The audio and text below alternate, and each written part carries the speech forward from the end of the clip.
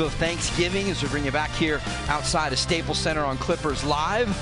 We turn to our friends at Keck Medicine of USC once again for some knowledge, and today it's Professor and Chair of the Department of Orthopedic Surgery, Dr. Jay Lieberman, joining us here.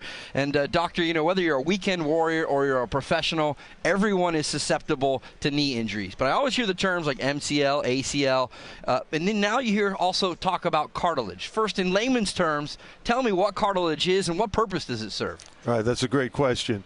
So cartilage is the tissue at the end of bones, and it's really what makes up the joint. It's hard tissue, and it's a tissue that allows you to have pain-free range of motion of your joint. What can you do to prevent an injury in that area? I mean, like I said, everyone is susceptible to knee injuries, whether you're a weekend warrior or you're a guy getting out there pounding the court like some of the guys inside. Well, there are a number of things that you can help yourself as you, particularly as you get older. First, that's what we need, right? Right. That's particularly what I need. What you need to do is always stretch.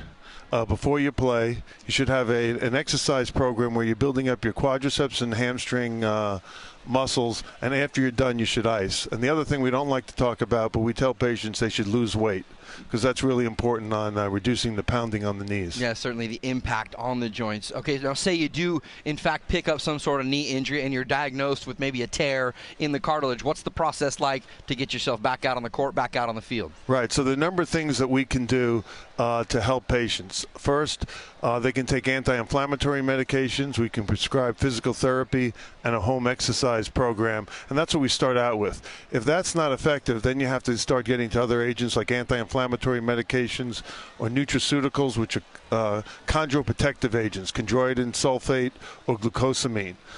If those things don't work, then we step it up into the joint itself, and so it could be a cortisone injection, or lately people have been using platelet-rich plasma, and there's some interest now in stem cell therapies or stem cell injections into the knee joint to try to stop the inflammation. That's the key thing. All these steps are done to reduce the inflammation in the knee so you can go back to playing. Sounds like a little bit of prevention before you get those injuries will go a long way in toward making sure you don't receive an injury like that, but also probably help you in your recuperation. Absolutely. All right, Doctor, we appreciate you stopping by here on Clippers Live. Again, that's Dr. Jay Lieberman from Keck Medicine of USC. All right, coming up, Gordon Hayward.